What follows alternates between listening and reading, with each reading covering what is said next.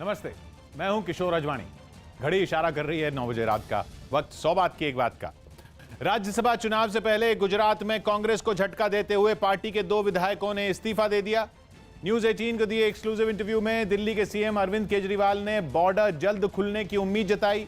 BJP अध्यक्ष JP Nadda ने news 18 से एक्सक्लूसिव बातचीत में सीएए पर विपक्ष के रवैये को गैर जिम्मेदाराना बताया और चीन के साथ चल रहे विवाद के बीच भारत और ऑस्ट्रेलिया के बीच वर्चुअल यानी ऑनलाइन शिखर वार्ता हुई, जिसमें 9 समझौते हुए। मुंबई में निसर्ग तूफान के बाद हुई भारी बारिश ने बीएमसी की तैयारियों पर सवाल खड़े कर दिए। कई इलाकों में भारी बारिश के बाद घुटनों तक पानी भर गया। मुंबई का यह हाल मॉनसून से पहले है, जब बीएमसी की तरफ से नालों की सफाई का दावा किया जा रहा है। लेकिन मुंबई मॉनसून से पहले कितनी तैयार है, यह निसर्ग तूफान के बाद हुई भारी बारिश ने दिखा दिया। मुंबई के परेल इलाके में तो घुटनों तक पानी भर गया। बारिश के पानी में एक बस भी फंस गई। जमीनी हकीकत आप देख सकते हैं कि किस तरीके से जो बीएमसी की जो बड़े बड़े दावे थे निसर्ग तूफान को लेकर, वो पूरी तरह से उनकी पोल खुल चुकी है। ऐसा नहीं है कि सिर्फ परेल में ही सड़कों पर तालाब बन गया हो, सायन इलाके में भी भारी बारिश के बाद सड़कों पर पानी भर गया। इस वजह से लोगों को जैम की समस्या से भी जूझना पड़ा। इस तरीके की तस्वीरों से ये भी साफ हो गया है कि आने वाले मुंबई में मानसून को लेकर के बीएमसी कितना तैयार है और अभी भी कई जगहों पर बारिश हो रही है। परेल और सायन इलाके की तरह मुंबई के खेरवाड़ी इलाके में भी लोगों का बाहर निकलना मुश्किल हो गया। मौसम विभाग ने बताया कि मुंबई को जल्द बारिश से राहत मिल जाएगी, पर यह राहत ज्यादा दिन नहीं रहेगी, क्योंकि मॉनसून मुंबई पहुंचने वाला है और सड़कों का जो हाल अभी है उसने चिंता बढ़ा दी। क्या जो मुंबई में बरसात हो रही है ये मानसून नहीं है? अभी तक मानसून ने दस्तक नहीं दी है। ये सिस्टम का बारिश है, मतलब ये साइक्लोन रिलेटेड बारिश है। जैसे मैंने बताया अभी रिमेनेंट है, उसी चलते ये बारिश दिख रही है। मुंबई में हर साल बारिश का मौसम कई इलाकों में बाढ़ की वजह बन जाता है। मॉनसून से निपटने के लिए बीएमसी की तरफ से हर साल नालों की साफ सफाई का भी दावा किया जाता है। इसके लिए मई महीने में बड़े पैमाने पर नालों की साफ सफाई होती है, लेकिन आरोप है कि इस बार कई जगहों पर नालों की सफाई नहीं की गई। बताया जा रहा है कि कई जगहों पर कोरोना की वजह से नालों के आसपास मलेरिया की दवा का छिड़काव भी नहीं हो पाया। यही वजह रही कि निसर्ग तूफान के बाद अब मॉनसून मुंबई के लोगों को डरा रहा है। मौसम विभाग का अनुमान है कि 10 जून को मॉनसून महाराष्ट्र पहुंच जाएगा, यानी नालों की साफ सफाई का जो वक्त है वो भी लगभग खत्म होने वाला है। ऐसे में कहा जा रहा है कि एक बार फिर मुंबई के कई इलाकों पर मॉनसून बाढ़ का खतरा पैदा कर सकता है, जिस पर मुंबई की मेयर किशोरी पेडनेकर ने भी सफाई दी। उन्होंने कहा कि जिन इलाकों में जल भराव है वहां पानी निकालने के लिए ज्यादा मशीनें और पंप लगाए जाएंगे। पर बीजेपी ये सवाल उठा रही है कि पानी निकालना समाधान नहीं है, क्योंकि पानी तो तभी निकाला जाएगा जब पानी भरेगा। यानी बीजेपी ये आरोप लगा रही है कि मुंबई एक बार फिर अधूरी तैयारियों का खमियाजा भुगत सकती है, जिस पर मुंबई की मेयर ने भी पलटवार किया। विरोधी पक्ष का भी काम है, वो काम बराबर करते, उनको करने दो। वो काम करते इसीलिए तो हमें भी मालूम पड़ता है, और उनको जो जो बात करना है वो करने दो। वैसे वैसे हम भी काम में इम्प्रूवमेंट करेंगे। मुंबई की मेयर के पलटवार पर बीजेपी विधायक राम कदम ने मुंबई के एक नाले का वीडियो जारी करते हुए गंभीर आरोप लगाए। इस वीडियो में नाले में कूड़े का ढेर लगा हुआ नजर आया। बीएमसी के अधिकारी दावा करते हैं कि करोड़ों रुपए खर्च करके नालों की सफाई की है। फिर यह नाला है या डंपिंग ग्राउंड है? कहां गए वो करोड़ों रुपए? और शिवसेना की बीएमसी में सत्ता है, वे क्यों चुप है? ज़ोबात की एक बात है कि मानसून से पहले मुंबई के कई इलाकों में पानी भरने से बीएमसी की तैयारियों पर सवाल उठने लगे हैं। बीजेपी ने तो इस पर शिवसेना को भी घेरना शुरू कर दिया है। हालांकि बीएमसी का कहना है कि उसकी तरफ से नालों की सफाई की गई है और मानसून से निपटने के लिए भी कदम उठाए जा रहे हैं। दिल्ली की सीमाएं सील होने की वजह से हरियाणा और यूपी से दिल्ली जाने वाले लोगों को जैम से छुटकारा नहीं मिल रहा। इसकी बड़ी वजह यह भी है कि केजरीवाल सरकार के फैसले के बाद पुलिस पूरी मुस्तैदी से दिल्ली की सीमाओं पर तैनात है और दिल्ली में दाखिल होने वाली हर गाड़ी के सरकारी पास की जांच की जा रही है। पुलिस की इस मुस्तैदी की वजह से दिल्ली हरियाणा बॉर्डर पर जैम लग गया और कई लोग घंटों उसमें फंसे रहे। सरकारी पास वाली गाड़ियों को तो पुलिस ने वहां से गुजरने दिया, लेकिन बाकी गाड़ियों को बॉर्डर से लौटा दिया गया। हरियाणा की तरफ से कई लोग दुपहिया गाड़ियों में दिल्ली की ओर जाते हैं, इसलिए वहां दुपहिया गाड़ियों की जांच के लिए अलग से पुलिसकर्मी लगाए गए। एक तरफ महिला पुलिस मौजूद है जो कि बाइक को चेक कर रही है, तो दूसरी तरफ यहाँ पर देखिए जो दिल्ली पुलिस के जवान हैं वो यहाँ पर लगातार चेक कर रहे हैं। दिल्ली गाजियाबाद बॉर्डर पर भी गाड़ियों की चेकिंग की वजह से कई लोग घंटों फंसे रहे। हालांकि वहां ज्यादातर सरकारी पास वाली गाड़ियां पहुंची, लेकिन एक एक कर सबकी जांच करने की वजह से जैम लगा रहा। दिल्ली गाजियाबाद बॉर्डर पर ऐसी बहुत कम गाड़ियां पहुंची जिन्हें वहां से लौटाने की जरूरत पड़ी। दिल्ली सरकार ने बॉर्डर सील करने का जो फैसला किया है, उसका नतीजा केवल यही हुआ है कि गाड़ियां एंटर तो कर रही हैं, लेकिन बॉर्डर पर जाम लग रहा है। इस बीच सुप्रीम कोर्ट ने दिल्ली, हरियाणा और यूपी की सरकारों को निर्देश दिए कि वो दिल्ली एनसीआर में आने जाने के लिए कॉमन पास बनाने का पर काम करें। एक जनहित याचिका पर सुनवाई करते हुए कोर्ट ने तीनों राज्यों की सरकारों को निर्देश दिए कि एक हफ्ते के अंदर दिल्ली एनसीआर के लोगों की परेशानी दूर करने के लिए कॉमन पास बनाने का काम शुरू किया जाए, जिसके बाद ये उम्मीद जताई जा रही है कि तीनों राज्य सरकारें मिलकर एक वेबसाइट बनाएंगी जिस पर कोई भी आदमी पास के लिए आवेदन कर सकता है। मामले में दायर याचिका में कहा गया था कि रोजाना हजारों लोग नोएडा, गाजियाबाद, गुरुग्राम और बाकी जगहों से दिल्ली आते और जाते हैं, लेकिन तीनों ही राज्य लोगों के लिए अलग अलग पास जारी कर रहे हैं, जिससे लोगों को परेशानी हो रही है। सुप्रीम कोर्ट के आदेश के बाद न्यूज 18 को दिए इंटरव्यू में दिल्ली के सीएम अरविंद केजरीवाल ने भी भरोसा दिया कि दिल्ली की सीमाओं को जल्द खोला जाएगा ताकि लोगों की परेशानी दूर हो सके। हम तो बॉर्डर हमेशा खोलने के पक्ष में रहते हैं और शायद आज अदालत ने ये कहा है कि तीनों सरकारें मिलकर इसका कुछ समाधान निकालें। हमारे अपने कुछ कंसर्न्स थे, उनके अपने कुछ कंसर्न्स हैं। मैं समझता हूँ इसका हम हमेशा इसको खोलने के पक्ष में हैं। ठीक है, थोड़े सा कुछ हमारे कंसर्न्स थे, उसको सॉर्ट आउट कर लेंगे। मैं समझता हूँ इसको जब सारी इकोनॉमी खुल रही है तो बॉर्डर्स भी खुलने चाहिए। सौ बात की एक बात यह कि दिल्ली की सीमाएं सील होने के बाद भी रोजाना हजारों लोग हरियाणा और यूपी से दिल्ली पहुंच रहे हैं। उनमें ज्यादातर वो लोग हैं जिन्हें सरकारी पास जारी किया गया है, लेकिन उनकी जांच में वक्त लगने की वजह से बॉर्डर पर जैम के हालात बन रहे हैं। हालांकि सुप्रीम कोर्ट के आदेश के बाद लोगों की परेशानी जल्द दूर होने की उम्मीद जताई जा रही। अनलॉक 1 में जिंदगी को पटरी पर लाने की कोशिश शुरू हुई तो कोलकाता में बसों के बढ़े किराए ने लोगों की मुसीबत बढ़ा दी। लोग किराया बढ़ने से परेशान दिखे, साथ ही सड़कों पर बसों की तादाद कम होने की वजह से भी नाराज नजर आए, जिसका असर सड़क से लेकर चलती बस में नजर आया। सड़कों पर लोग घंटों बसों का इंतजार करते दिखे और जैसे ही ये इंतजार खत्म होता, लोग चलती बस में ही झटपट चढ़ने की कोशिश करते नजर आते। गवर्नमेंट बस भी प्रॉपरली नहीं है और प्राइवेट बस भी नहीं है, और जो बस है मतलब 10 रुपया का भाड़ा 20 रुपया मांग रहा है। कोलकाता में बसों के किराए में दुगने तक की बढ़ोतरी कर दी गई, लेकिन लोगों का दावा है कि इसकी जानकारी अखबारों के जरिए उन्हें नहीं दी गई। इस वजह से कई यात्री कंडक्टर से बहस करते दिखे। अनलॉक 1 में प्राइवेट बसें भी कोलकाता की सड़कों पर उतर गई हैं, लेकिन नए कोविड फेयर के साथ जहां पहले लोगों को सिर्फ 7 रुपए मिनिमम चुकाने पड़ते थे, अब 10 रुपए जो किराया 9 रुपए था उसकी जगह 15 रुपए हो गया है। असल में कोरोना की वजह से बसों में कम यात्रियों को बैठाने की शर्त रखी गई। बताया गया कि इससे होने वाले घाटे की भरपाई के लिए सरकार ने किराए में बढ़ोतरी को मंजूरी दे दी। इससे अब सबसे कम किराया 7 रुपए की जगह 10 रुपए हो गया, जबकि 10 रुपए की जगह यात्रियों को 20 रुपए देने पड़ेंगे। सौभाग्य की एक बात यह कि लॉकडाउन के दौरान ही बस मालिकों ने किराए में बढ़ोतरी की मांग शुरू कर दी थी। उनकी दलील थी कि नए नियमों के तहत कम यात्री बैठाने से बस चलाने की लागत निकालना मुश्किल होगा। अब सरकार ने किराया बढ़ाने की मंजूरी दे दी तो लोगों ने इस पर ऐतराज जताना शुरू कर दिया। मध्य प्रदेश के उज्जैन में पैसों की तंगी की वजह से 2 भाई इतने मजबूर हो गए कि उन्हें बैलगाड़ी में बैलों की जगह जुतना पड़ा। लॉकडाउन के दौरान रोज कमाने खाने वाले इन दोनों भाइयों की एक बहन और एक भाई की मौत हो गई थी। गरीबी की वजह से कई दिनों तक उनका अस्थि विसर्जन भी नहीं हुआ था, जिसके बाद दोनों भाइयों ने यह फैसला किया कि वो अपने भाई और बहन की अस्थियों का विसर्जन क्षिप्रा नदी में करेंगे। लेकिन बैल नहीं होने की वजह से उन्हें बैलगाड़ी में खुद जुतना पड़ा और दोनों भाई बैलगाड़ी खींचते हुए क्षिप्रा नदी की ओर रवाना हो गए। इस सफर में उनका परिवार भी उनके साथ था और ये सभी लोग बैलगाड़ी पर अपना सारा सामान लाद कर निकल पड़े। एक एक रुपए के लिए संघर्ष करते इस परिवार पर लॉकडाउन के दौरान मुसीबतों का पहाड़ टूट पड़ा था। पहले भाई की मौत हुई, फिर बहन की तबीयत खराब हो गई, जिसके इलाज के लिए दोनों बैल बेचने पड़े, लेकिन उसे नहीं बचाया जा सका। बेल नहीं थे, दोनों बेल बेचकर फिर मेरी बहन को जलाई, बहुत पैसे लगाए, बेल बेचकर बहन को जलाया। सौभाग्य की एक बात है कि लॉकडाउन की वजह से सबसे ज्यादा परेशानी उन लोगों को हुई जो रोज मजदूरी करके अपनी जिंदगी बिताते हैं। उज्जैन के ये दोनों भाई उन्हीं में रहे जिन्हें पैसों की तंगी से जूझना पड़ा और अपनी बहन की जान बचाने के लिए अपने बैल बेचने पड़ गए। इंग्लैंड में जॉर्ज फ्लॉयड की मौत के खिलाफ प्रदर्शन कर रहे लोगों और पुलिस के बीच जोरदार झड़प हो गई।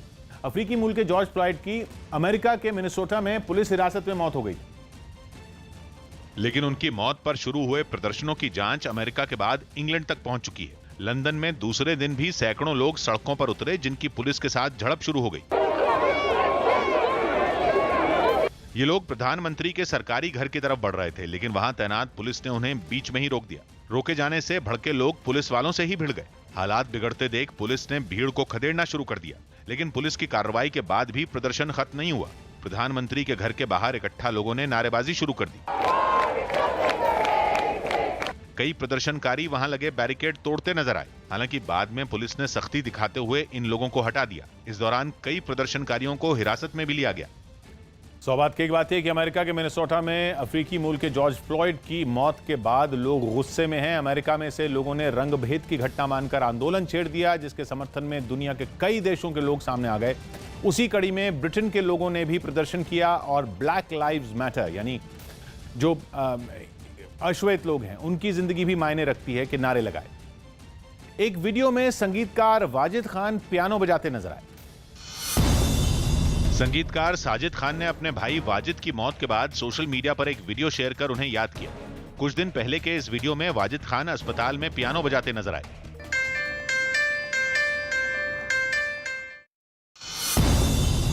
एम्स ऋषिकेश में कोरोना वायरस का इलाज करवा रहे उत्तराखंड के पर्यटन मंत्री सतपाल महाराज के बड़े बेटे विभू ने एक वीडियो जारी किया और लोगों को हिम्मत से कोरोना वायरस का मुकाबला करने के लिए प्रेरित किया। आप लोग अपनी सुरक्षा जरूर रखिए, सोशल डिस्टेंसिंग, मास्क को पहनना और अपनी पर्सनल हाइजीन, मतलब अपने हाथ को सैनिटाइज करते रहना बहुत जरूरी है। छोटी सी बात और चिच्चोर जैसी सुपरहिट फिल्मों के निर्देशक बासु चटर्जी का 90 साल की उम्र में मुंबई में निधन हो गया। काफी समय से वो बढ़ती उम्र से जुड़ी बीमारियों से जूझ रहे थे। बासु चटर्जी के निधन पर प्रधानमंत्री मोदी और अनुपम खेर समेत कई लोगों ने दुख जताया। बासुदा, बहुत आपको मिस करूंगा। हम सब लोग फिल्म प्रेमी आपको बहुत मिस करेंगे। डेविड वॉर्नर और उनकी पत्नी के डांस का एक वीडियो सोशल मीडिया पर वायरल हो गया।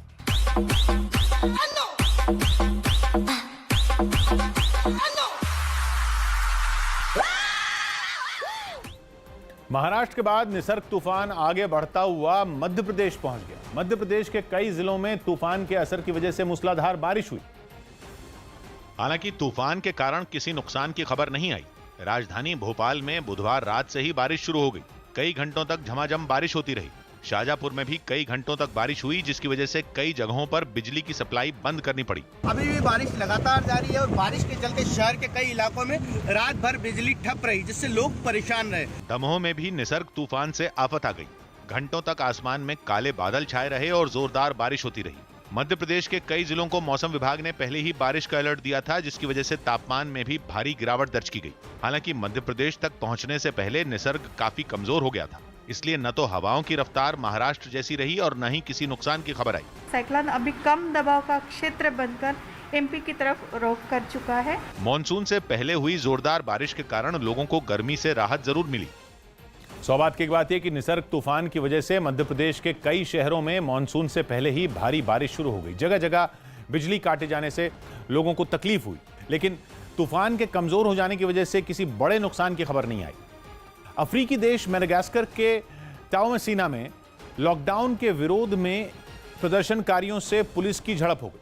आरोप है कि पुलिस ने लॉकडाउन के बावजूद सड़क किनारे सामान बेच रहे एक आदमी की पिटाई कर दी, जिस पर आसपास के लोगों का गुस्सा भड़क गया और वो पुलिस के जवानों से भिड़ गए। उन्होंने सड़क पर ही आग लगा दी और हंगामा शुरू कर दिया। कुछ लोगों ने पुलिस पर पत्थर भी फेंके। इस हंगामे को शांत कराने के लिए पुलिस को हवा में गोलियां चलानी पड़ी, लेकिन प्रदर्शनकारियों पर इसका कोई असर नहीं हुआ।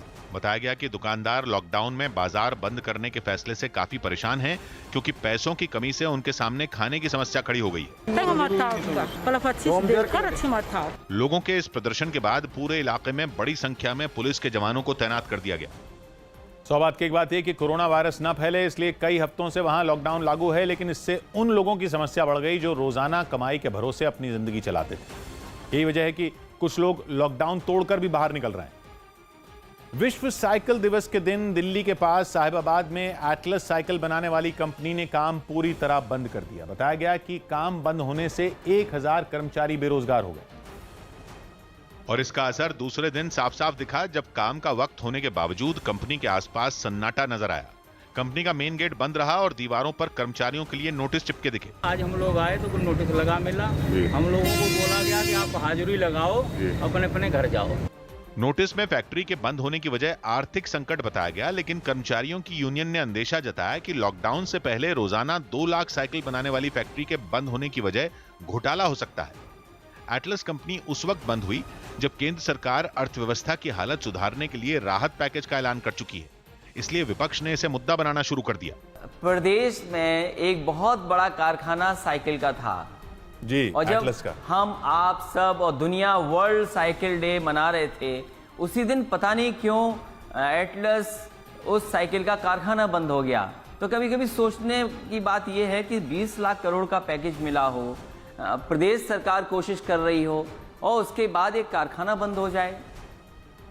एटलस कंपनी के बंद होने को विरोधी दल के नेता साइकिल उद्योग के लिए बड़ा झटका बताते हैं। साइकिल उद्योग में एटलस की धाक देश ही नहीं दुनिया भर में थी। 69 साल पहले 1951 में एटलस कंपनी की स्थापना से यह सिलसिला शुरू हुआ। पहले साल में ही कंपनी ने 12,000 साइकिल बनाने का रिकॉर्ड बना डाला था। एक वक्त ऐसा भी आया था जब कंपनी ने एक साल में 40 लाख साइकिल बनाने का रिकॉर्ड अपने नाम किया और 1965 में एक्सपोर्ट का रिकॉर्ड बनाकर एटलस भारत की सबसे बड़ी साइकिल बनाने वाली कंपनी बन गई। यही नहीं, एटलस ने ही 1978 में भारत की पहली रेसिंग साइकिल पेश की। लेकिन वक्त बीतने के साथ कंपनी की आर्थिक हालत बिगड़ती गई और आखिरकार काम बंद करने की नौबत आ गई।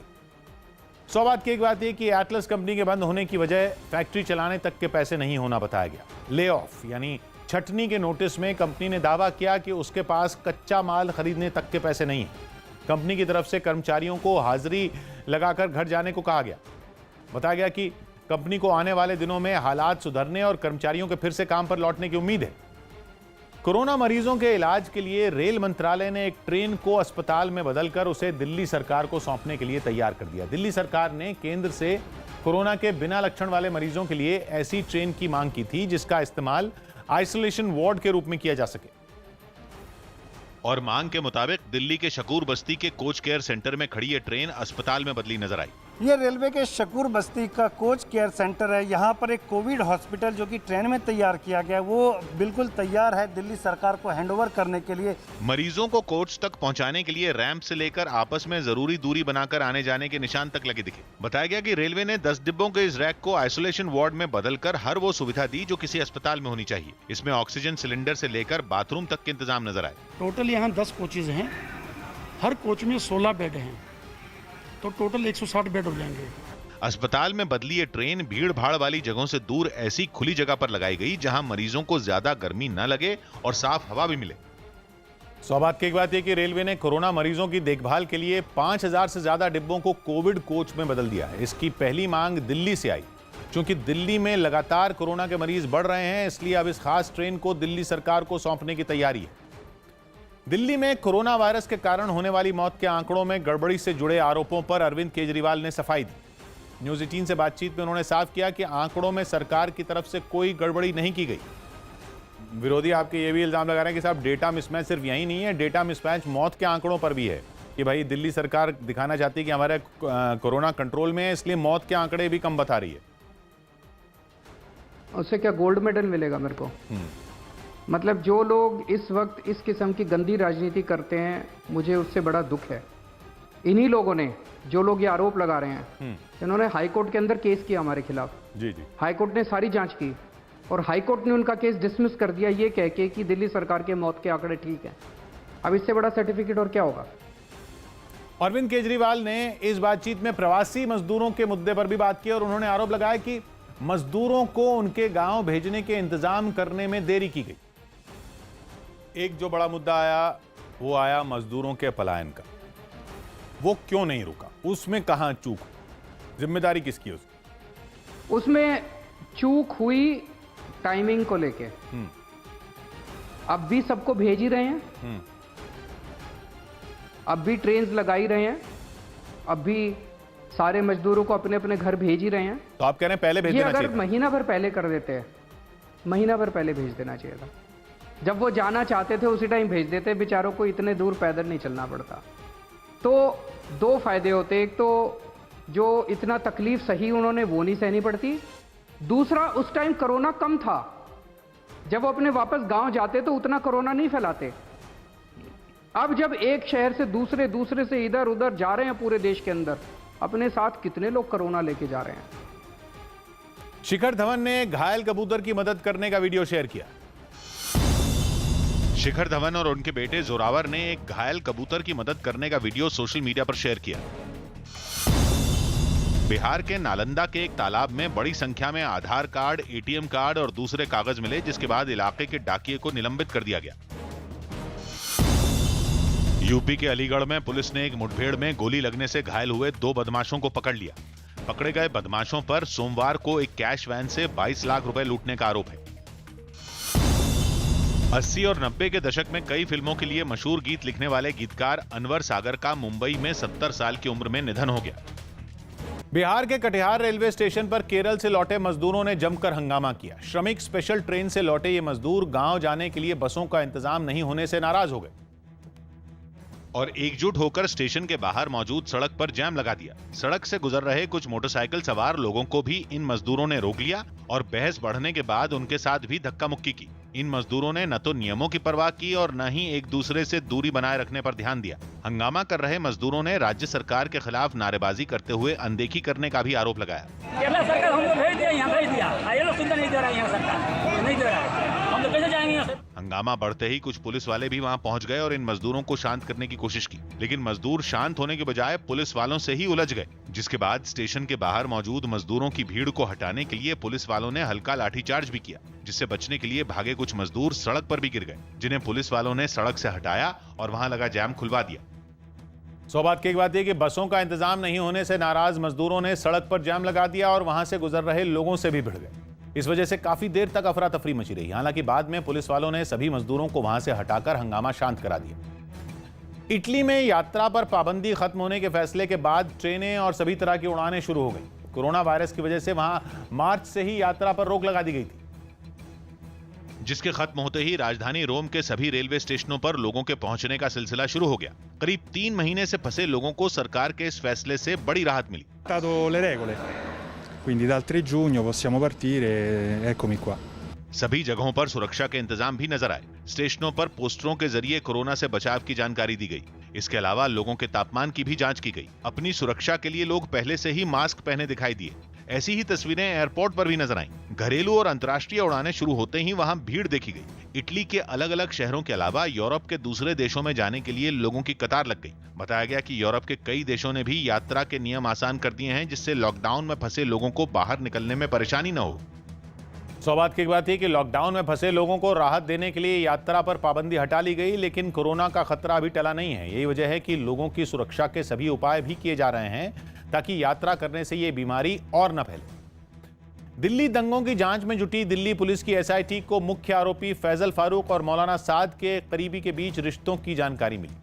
खबर है कि दंगों के मुख्य आरोपी फैजल का तबलीगी जमात के प्रमुख मौलाना साद के फंड मैनेजर से काफी मिलना जुलना था और दिल्ली हिंसा के दिन फैजल की मौलाना साद के इस करीबी से बात भी हुई थी। जांच में पता चला कि हिंसा से पहले फैजल फारूक दिल्ली में करोड़ों की प्रॉपर्टी खरीद चुका था और दिल्ली पुलिस को शक है कि मरकज का पैसा भी फैजल के जरिए प्रॉपर्टी खरीदने में लगाया गया।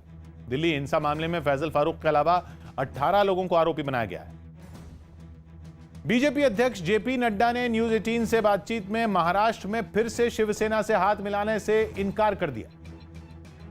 अगर शिवसेना वापस आने का मूड बनाती है तो भारतीय जनता पार्टी का गठबंधन होगा? ऐसा है, ये तो भारतीय जनता पार्टी की पार्लियामेंट्री बोर्ड के साथ बैठ करके सारी लोगों के साथ चर्चा करेंगे, लेकिन न ऐसा कोई न प्रस्ताव है न ऐसे ही हमारी कोई सोच है। आप लोगों के लिए शॉकिंग था शिवसेना बाला साहब ठाकरे की पार्टी कांग्रेस के साथ गठबंधन कर रही है? शॉकिंग नहीं, धोखा था। धोखा था, बिल्कुल धोखा था। बातचीत में बीजेपी अध्यक्ष जेपी नड्डा ने सीएए पर भी विपक्ष को घेरा और आरोप लगाया कि इस मुद्दे को सियासी फायदे के लिए हवा दी गई। सीएए को लेकर जो बवाल हुआ वो पिछले 1 साल की सरकार में आपकी मोदी पार्ट 2 के अंदर वो सबसे बड़ी चुनौती भी रही। कैसे देखते? मैं बताना चाहता हूं कि ऑपोजिशन भी जानती है कि सीएए क्या है। सीएए सिटीजनशिप देने का विषय है, लेने का विषय नहीं है। भारत की जनता के किसी की भी सिटीजनशिप नहीं जानती है। रिस्पॉन्सिबल पार्टीज ने इररिस्पॉन्सिबल बिहेवियर किया और मिस इन्फॉर्मेशन फैलाने का प्रयास किया। आम आदमी पार्टी के नेता और राज्यसभा सांसद संजय सिंह ने बिहार के प्रवासी मजदूरों को लगातार दूसरे दिन विशेष विमान से उनके गांव भेजा। इसके लिए उन्होंने सांसद कोटे में मिलने वाली हवाई यात्रा की टिकटों का इस्तेमाल किया। और जो पहले दिन नहीं जा पाए उनके लिए अपने साथियों की मदद से चार्टर्ड विमान का बंदोबस्त किया। बिहार जाने वाले इन मजदूरों को संजय सिंह के घर के पास इकट्ठा किया गया, जहां से उन्हें बसों के जरिए हवाई अड्डे तक रवाना किया गया। 180 लोगों को ही ले जा सकते हैं चार्टर में, जो पहले से तय हैं। तो जो लोग रह गए हैं उनको कल भेजेंगे, बस से 2 बसें और कल जाएंगी। हवाई जहाज से बिहार लौट रहे मजदूरों ने मुश्किल वक्त में मदद के लिए संजय सिंह का आभार जताया। अपने घर पहुंचना चाहते हैं क्योंकि यहाँ बहुत लोगों का रोजगार छीन गया है और संजय सिंह की एक कवायद बिहार के लोगों को वहाँ भेजने की कहीं न कहीं इन्हें एक बड़ी राहत देने वाली है। और बिहार लौट रहे ज्यादातर मजदूरों ने एक ही परेशानी बताई कि कोरोना संकट की वजह से उनका दिल्ली में गुजारा होना मुश्किल हो गया था। अभी हमारी काम चल नहीं रहा है, काम बंद है, इस वजह से भी बहुत खुश से लेबर काम करते थे, फंसे हुए, काम चल नहीं रहा हमारा, इसलिए हम जा रहे हैं। सौभाग्य की एक बात यह कि बिहार में 4 महीने बाद ही विधानसभा चुनाव होने हैं, इसलिए मजदूरों को हवाई जहाज से बिहार भेजे जाने पर सियासत भी शुरू हो गई। हालांकि आम आदमी पार्टी के सांसद संजय सिंह ने दावा किया कि इसका राजनीति से कोई लेना देना नहीं है, क्योंकि बिहार के अलावा यूपी और एमपी के मजदूरों को भी गांव भेजने की व्यवस्था लगातार की जा रही। बांग्लादेश में खिलाड़ियों को स्टेडियम में अभ्यास की इजाजत नहीं मिली। बांग्लादेश क्रिकेट बोर्ड ने अपने खिलाड़ियों को स्टेडियम में अभ्यास की इजाजत नहीं दी। कोरोना वायरस के खतरे की वजह से यह फैसला लिया गया।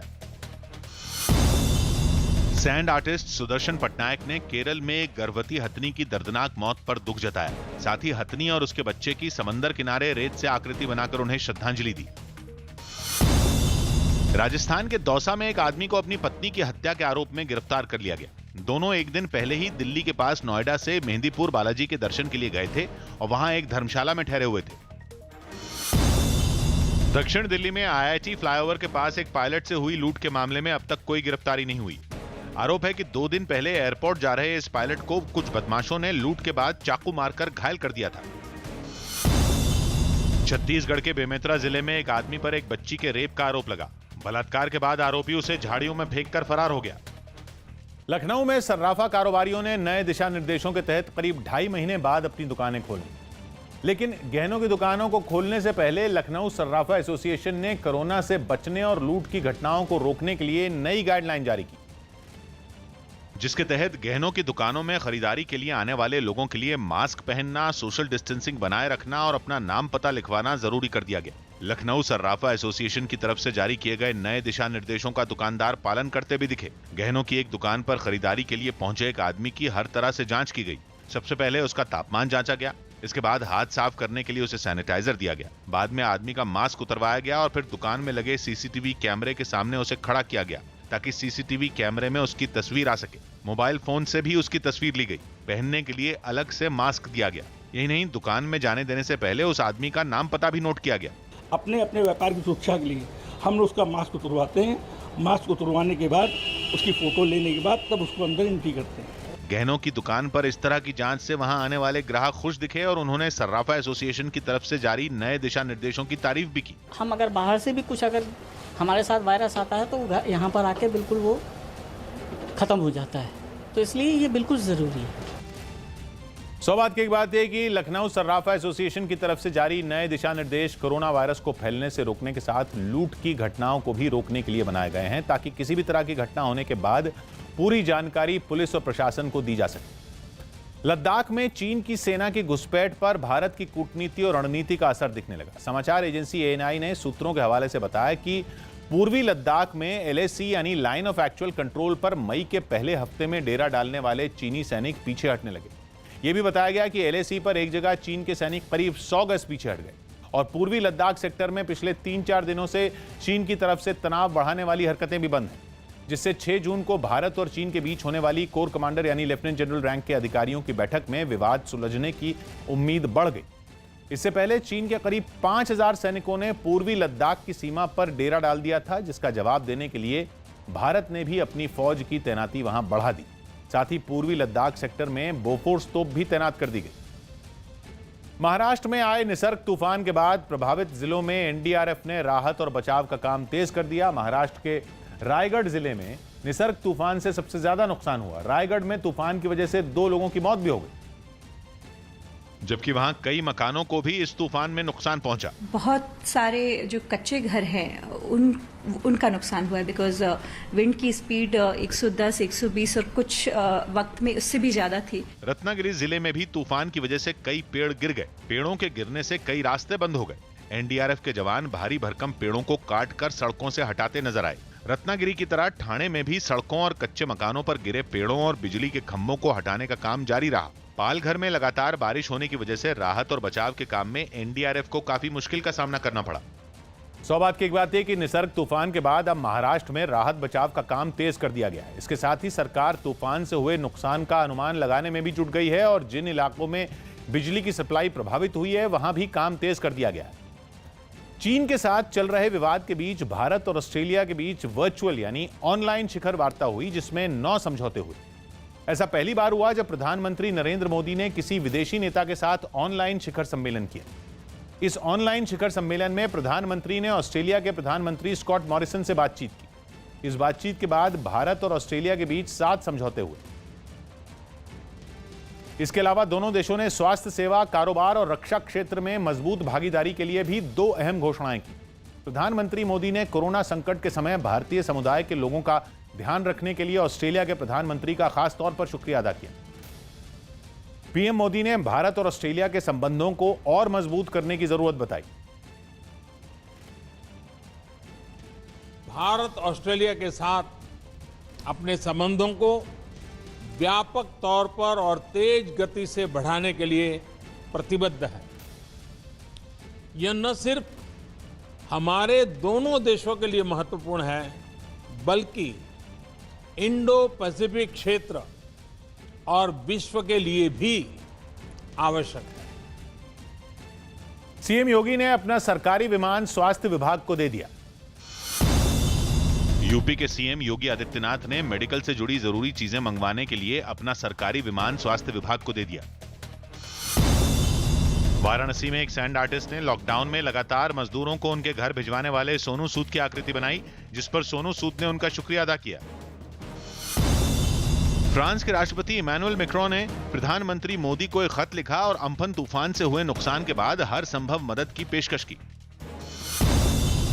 बिहार के भागलपुर में आम की किस्म जर्दालू की मांग इतनी बढ़ गई कि ऑनलाइन ही अब तक 25,000 किलो आम का ऑर्डर मिल चुका है। ये आम डाक विभाग की ओर से भिजवाया जाएगा। जिसमें लगभग 25,000 केजी का बुकिंग हो चुका है। मनोज तिवारी पर फिल्माए गए भोजपुरी गाने रिंकिया के पापा के संगीतकार धनंजय मिश्रा का मुंबई में निधन हो गया। एक दिन पहले उनकी अचानक तबीयत बिगड़ गई थी। कम उम्र में धनंजय मिश्रा के निधन पर भोजपुरी सिनेमा से जुड़े कई कलाकारों ने उन्हें श्रद्धांजलि दी। राजस्थान के जोधपुर में मास्क नहीं लगाने पर जब पुलिस ने एक आदमी को टोका तो वो भड़क गया। इस घटना का एक वीडियो भी सोशल मीडिया पर वायरल हो गया। राजस्थान में मास्क नहीं लगाने पर 100 रुपए जुर्माना लगाने का प्रावधान। लेकिन जोधपुर में जब यही बताने के लिए पुलिस ने एक आदमी को रोका तो उसने एक कांस्टेबल पर घूंसे बरसाने शुरू कर दिए। किसी तरह उसे दबोचकर नीचे गिरा दिया गया, पर तभी उसने एक पुलिस वाले का मास्क छीनकर फाड़ दिया। मारो मारो इसको, मारो इसको, मारो नहीं रहे, देख रहे पुलिस वाला बंद हाथ उठा रहे हो। मास्क फटने के बाद पुलिस ने जो किया, ब्रेक के बाद